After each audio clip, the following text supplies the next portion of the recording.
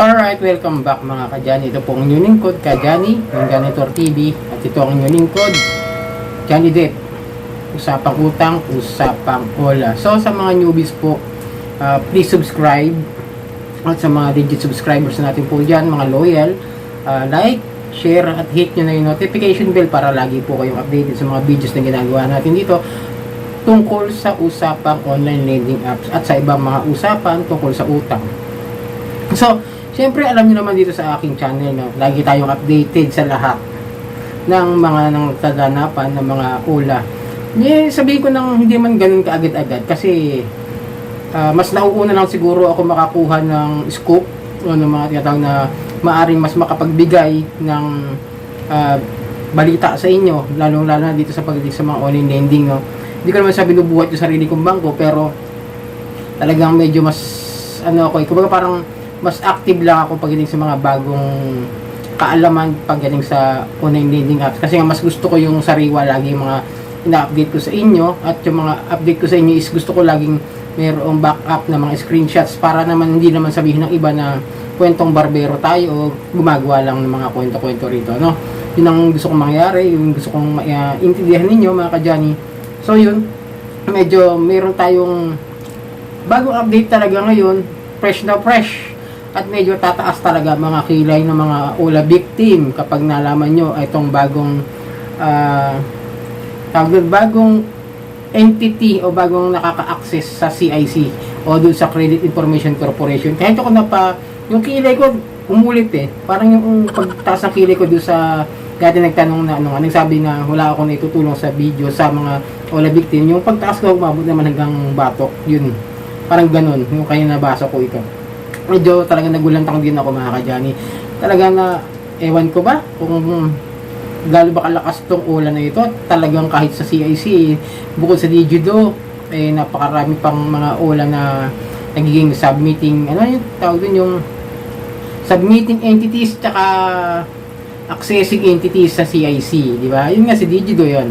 Si Kibiku, si Lauhuanhen, medyo may ilan-ilan lang din dyan na talagang accessing tsaka submitting entities na ginawan ko naman na ng video na nakaraan pa, at search nyo na lang siguro nasa ibaba po ng mga ating mga playlist itong sa Johnny Depp, dito sa ating playlist ng Johnny Depp usapang utang usapang ula.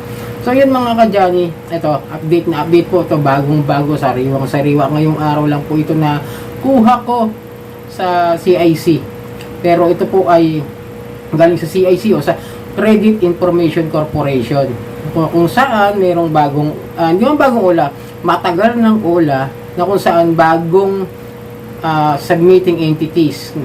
Ibig sabihin ng submitting entities, sila yung may kakayahan na magpasa doon sa CIC na mga tao na nagkaroon ng utang sa kanilang lending company at hindi nakapagbayad at pwede nilang i-forward doon yung ating mga credit records. Pero linawin natin muna mga ka-Johnny, lilinawin muna natin kung ano ba talaga yung CIC o yung Credit Information Corporation. Ang Credit Information Corporation kasi is yung kumbaga tambakan ng mga nagkautang ng maayos naman yung kanilang credit history o yung kanilang credit score na nakakapagbayad, tumataas yung kanilang credit score. Pag hindi ka naman nakakapagbayad, may bababa ito hanggang sa maging bad record ka doon sa kanilang information. Kumbaga, kailangan kasi ito ng mga bangko tsaka ng ibang mga lending companies, ng ibang mga lending na companies. Siyempre sa SSS, sa GSIS, sa Pag-ibig, yan mga legit na pinapasahan niya para malaman nila kung ikaw ay isang good credit history na loaner. Kung hindi gayak yun ang ibig sabihin, parang tambakan lang siya ng information kung ikaw ay marunong, kung ikaw ay nakakapagbayad ng maayos. Kasi pag sinabi kung ikaw marunong magbayad, kasi marami tayong mga Pilipino na kadalasan hindi nga nakakapagbayad agad-agad. Parang sa akin, example ko sa inyo, si Ion, legit yan. Pero ang kagandahan lang naman kay Ion kasi nga, pag nakapagbayad ka sa kanya, matatanggal naman talaga yung credit bad record mo sa kanila. Kasi tulad ko, 2 years kung hindi nabayaran yan.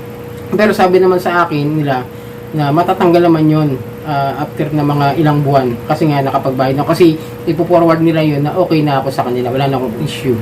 Pero yung mga ula, yung katulad ng mga Digido, yun nga yung Kibiku, one hand, mga ganyan, mga legit na mga CIC submitting entities tsaka accessing entities is makaka-record talaga tayo. Pero lilinawin ko yung Credit Information Corporation o CIC, hindi naman po yan ang dahilan para magkaroon kayo ng problema sa inyong criminal record.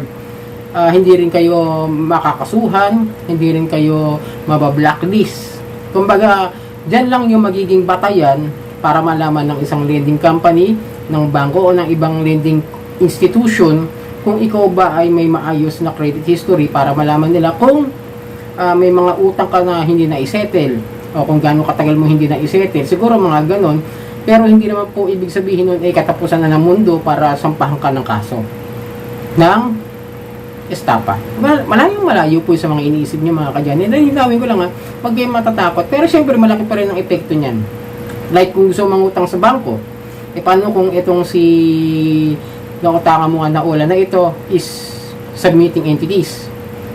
Malalaman ng bangko na yon na ay hindi ka nakapagbayad nito. Pero the twist nito ngayong araw na ito, mga kadyani, lilinawin ko. Ito yung twist. Papakita ko sa inyo.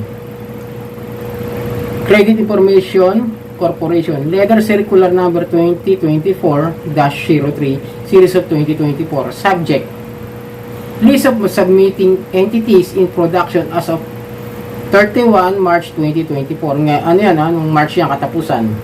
The Credit Information Corporation or CIC hereby declares that the following additional submitting entities in production have completed the initial compliance stages and are now submitting live or actual basis credit data of borrowers to the CIC database as of March 31, 2024.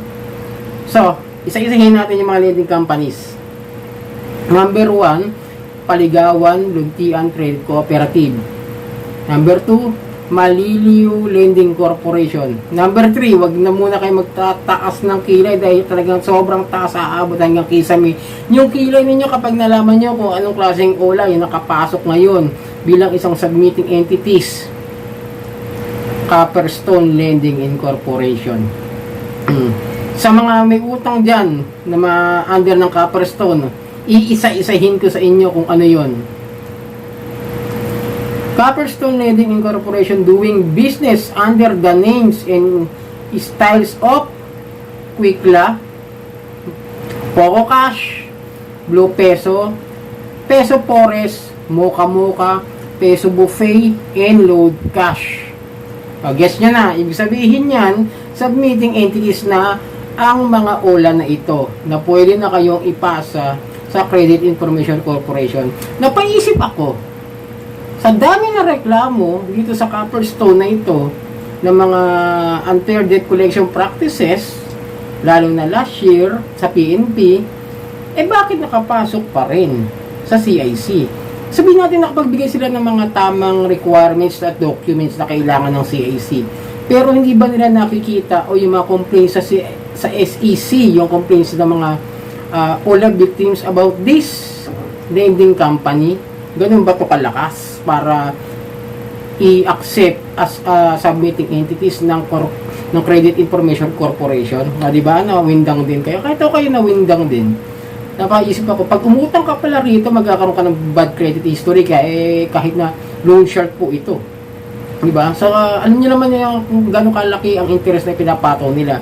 Ngayon, kapag hindi ka naman nakapagbayad agad, isang due date pa lamang, isang araw, alam niyo na yung nangyayari, diba? Minsan nga, alam niyo na yung ibig sabihin, diba? Yung harassments, yung mga unfair debt collection practices na ginagawa nila.